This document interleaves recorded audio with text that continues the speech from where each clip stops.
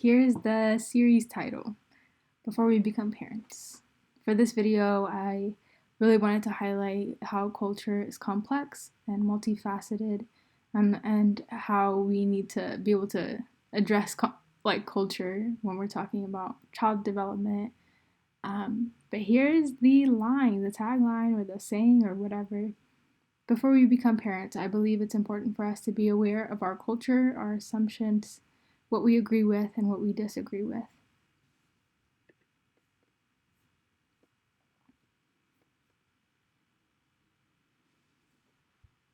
So the reason why I wanted to talk about developing cross-cultural competence is because I think it's important for us to know that even within one specific culture, there's a lot of variation and differences that exist. Even though you can read about different cultural groups in textbook and watch videos and things like that, because we're simply like humans and have relationships that is very necessary in order to get to know, what's really happening. Obviously, there's variations in each family, and you can't generalize a group of people. And to be able to say Ethiopians are this way, you could get a majority population or a good number of populations, but you can't say that this speaks for everyone and to everyone. So here's an action plan for us as individuals to be able to be more culturally competent and to figure out the variations that exist within even our own culture. Let's focus on the awareness aspect. We talked about there's 3 components of cross-cultural competence, but I think awareness is this introspective step in action that I think is applicable to us and can be useful for us to know more about our own culture. So here is the action steps in order to increase awareness. I think it's important to explore your family history and your role in it. Explore your family's cultural narrative, including the origins of cultural norms and values. To develop a deepened awareness of beliefs and biases, of our own beliefs and biases. To increase our awareness of cultural influences on our thinking, perspectives, and behavior. I think it's important to commit to expanding our own personal cultural awareness, knowledge, and skill. Practice cultural curiosity and mindfulness. To evaluate our effective cross-cultural communication. This is taken in context. Again, all of this is kind of for cross-cultural communicators. So social service workers, practitioners, agencies that are working with families that come from different cultural groups. But the reason why I wanted to highlight it for us is because coming from a bicultural identity, I needed to know, do I have the ability to communicate effectively between these two cultures? If I'm trying to talk with my parents in an American way and they don't understand, then I know that I haven't developed effective cultural communication, and I'm not sensitive to my parents' cultural upbringing. And so that's an important thing.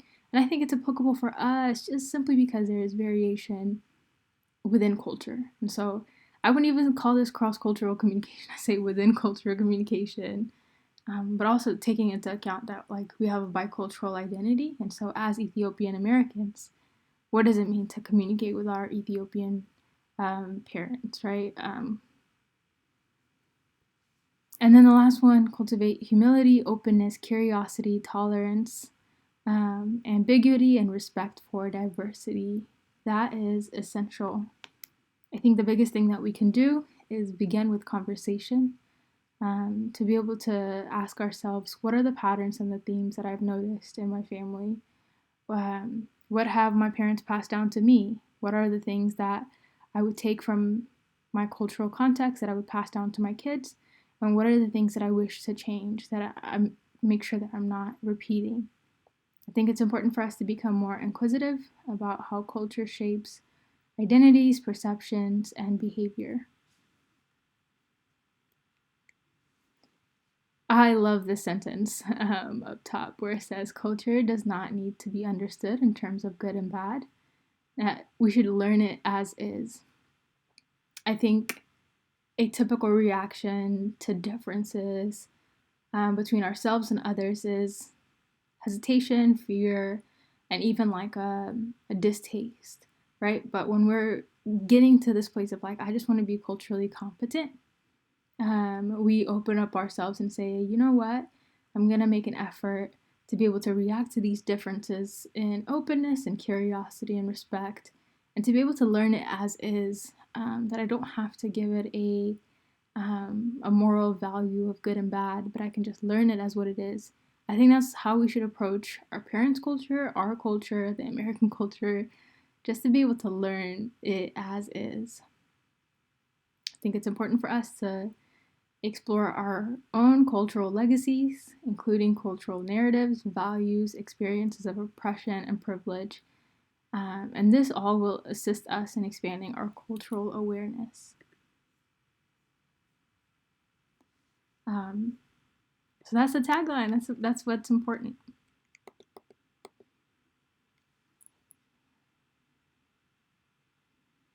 Whenever I was writing this and even trying to figure out how do I want to present this, one of the things that I was thinking, obviously I was thinking of the diaspora and my Ethiopian American people.